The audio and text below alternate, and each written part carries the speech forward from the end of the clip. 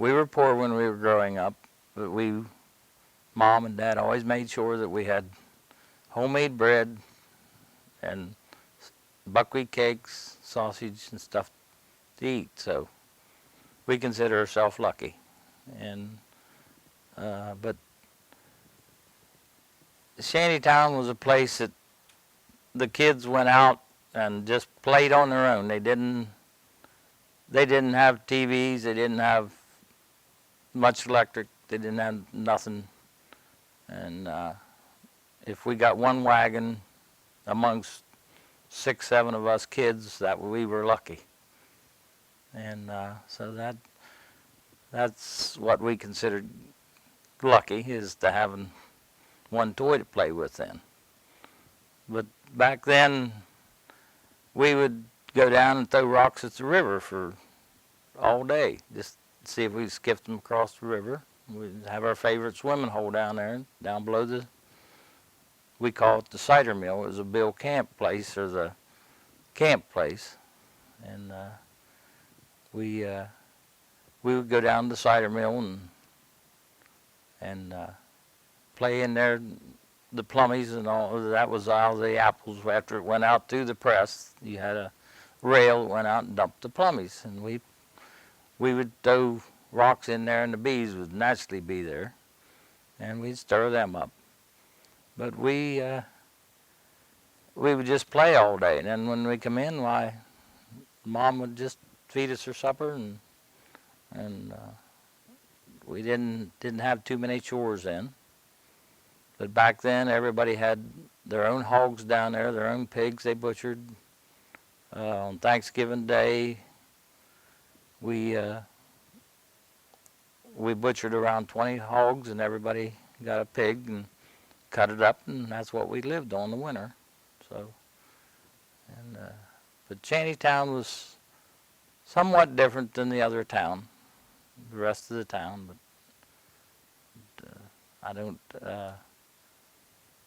And then going up, as we grew up, and it progressed. You know, when we got money, we fixed our houses all up, and another thing, we didn't have a bathroom till I was 16 years old.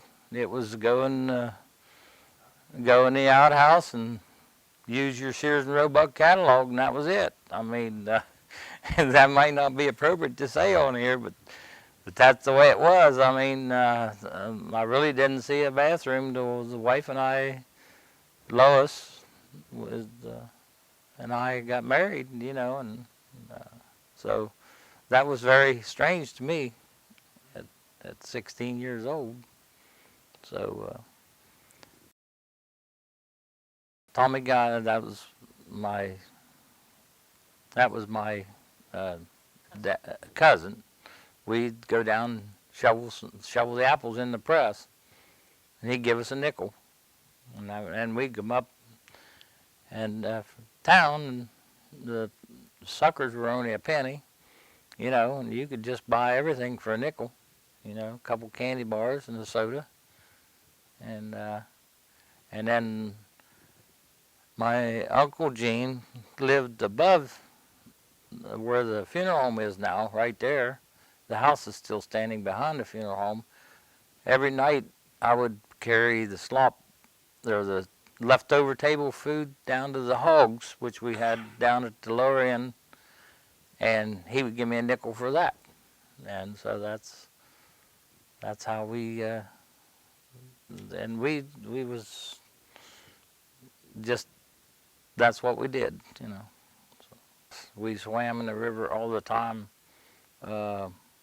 I cut my feet a couple of times where they threw glass in it, and there used to be an island right below the bridge in the middle of the island there, and there used to be a good hole right in the middle of that island, and we would wade over there and swim in that water hole about every night. I mean, it was very enjoyable. We never heard of a swimming pool, you know, heated water, and so it was very enjoyable. Just we would go over on the hill on the other side and throw rocks down off of it for a whole day, you know, 4 or 5 of us kids, you know, and just see how far they'd go to the river. So. Oh, that was the Clyde Sander place. Whenever I was growing up, and he had a garage there. And if we would break our wagon or bikes or our chain come off or tire go flat, he would, whenever we went in the door, he would make them wait to get their car fixed and fix our wagons or fix our bike tires. And that's how good of a man he was. Clyde and Evelyn Sander, they were a very nice couple. Yeah, so that. And then we would sled ride for hours down off that hill. I mean, for hours. Just that's about it. And then play ball. We had the ball field. Well, it was our ball field, but it was a schoolyard now. But it was a ball field there. Tell me whatever you can remember about the. Just the story of what Dad told me. Then, as a kid, I went with them a lot too. They would play right there, and the backstop was clear down the corner, but they would hit it clear to the river, you know. And yes, there was many good baseball players. Dad, Jim Leininger, Humberson's, Charlie Bill. And I'll tell you a little story what Dad told me about Charlie Bill. He would go to he was the best pitcher in anywhere around. But they would play on a Sunday afternoon. They would play like Accident, Vinegar, and all of them had a baseball team. And Earl Gordon, this is what Dad told me now. I'm just relaying some gossip or something. But he would say he would pin Charlie Bill up and keep him over at his house. I'm not going to say in the basement, but he would keep him in his place till about Friday or Saturday, and then he would have him to pitch Sunday, and then he would let him out, and he would get boozed up, you know. And then the story is that he got drafted by the Pirates, okay? Pirate organization. He went down there, and he hit a ball to the pitcher, and he didn't run.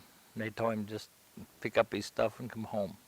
That was the rumor. Now I don't know whether it's true or false, but that you listen to your elders. But I'll never forget. I was maybe 8, 9 years old.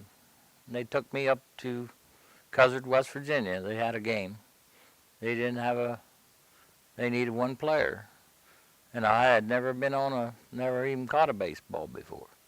They put me out in right field, and that ball come behind my head, and if it went over my head, it hit me right between the eyes. And Dad said, "You better not go out there next time." so I would have the game, play the game, and then they'd all have a picnic lunch afterwards. So I remember all the stores used to go in, and probably my wife Lois does too. Augie Now, we went in there and bought her comic books. I think they were a nickel. You remember? I'm pretty sure they were a nickel. 3 cents to a nickel. And if we'd have kept them, we'd have been millionaires by now. And then Theldy and Bill Frazee's down there on the corner. That's where I met my wife. We would go in there and get a milkshake in the booth, right? So I'm just pointing over there to her. But we would get a milkshake, drink the milkshake in the booth, and that's where we got together. And now, which building was that? that was Rick and Tammy Thomas, the restaurant. Now, that was a service station, garage. It was a garage where the service station was there on the right. It was a store, and then a restaurant. And Noy, he lived, I'm pretty sure whether he lived down there with them for a while or not. But he was the only man in town that got DWI for driving a wheelbarrow across the bridge. We had a trooper called Cave, and he wrote him a ticket. He said, "You can't ride that wheelbarrow drunk." So I don't know whether it was a joke or what it was, but yes, they would fix anything whenever, like Harry Gord that owned the farm down here. Harry, Noy,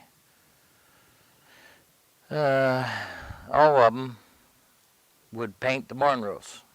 They were the barn roof painters. They'd go around and paint the barns and all this. And, What do you remember? well, Dad started out. We had horses, teams of horses is what we skidded logs out of the woods with, and that, as far back as I know, that's all they did is cut mine props and pulpwood and charcoal wood. But anyway, they started out with the truck. We would, four of us ride in a truck to go to the woods and then bring that load in that night and sell it, you know, and then Dad, he had, one time he had seven trucks, 3 teams of horses, and 2 sawmills running. One up at Sang Run and one at Gorman, I think it was. But that's all we've ever known all our life is sawmilling or logging. And I was kind of happy to see my boy continue through the generation of logging. Oh, okay, I had a brother that was killed, 16 years old, on a sawmill up at Gormania.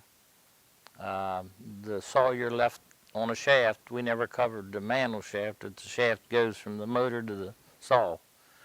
And he broke a fowle off. Instead of getting a keyway and putting in, he drove a fowle, broke it off. And my brother had buckle arctics on, and it wrapped him around the shaft. And all what was the matter with him was he had a broken arm, but it pulled his spine and got the fluid out of his spine, which today they could have probably been okay, but back then there was no fixing. So, but yeah, at 16, he was older than I was. As a kid, I can remember there was two bars that I remember, like down on One-Way Street, and then the Bud Fisher, where the old motel was, right where the rescue squad building is now. And they would let the doors open, and they was just shouting and carrying on and telling jokes, you know. And as kids, we'd just walk by and listen to them, you know. And yes, Davy Sellers, Bob Bowser, we called him BB. I mean, he could cure a ham. Everybody went to him to cure a ham for him, and had Sherm Frazee, that was Steldy's brother. He would work at the service station down here, and they'd come along. They was hunting Deep Creek, and they'd say, "Where's Deep Creek Lake at?" And he says, "She's up there." So that's the directions he would give them. He'd say, "She's up there." So he would pump the gas, and he would work there. Oh yeah, we went to the movie, and then we bowled there, and then I helped put the fire out whenever it caught on fire. We didn't get it out, but it exploded. I just first joined the fire company, and we had pulled a truck down there, and Clyde Van Sickle, he was driving the truck, and I was running a hose, and I said, "You better pour out of there, Clyde." And about the time he pulled the truck out, the whole front blowed out and blowed the end out. But I fought that fair. We had one, two, three, four. We had 4 stores, 4 or 5 stores back then, and they all survived. You know, and I can't, you know, I don't know what's wrong now, but he lived out there in would that be the Black Place? I don't know. But anyway, he always bragged us kids. He said he had the money. He'd go down to the dog races every week, you know, down. He'd get to grin, and us kids, we'd we had so much fun with him, and I'd say, how much you win last night, George? He said, I won big. And then he was our school bus driver, and we got snows back then, and on old 219, two of us, he'd holler at us, and he'd say, get out and put the chains on, boys.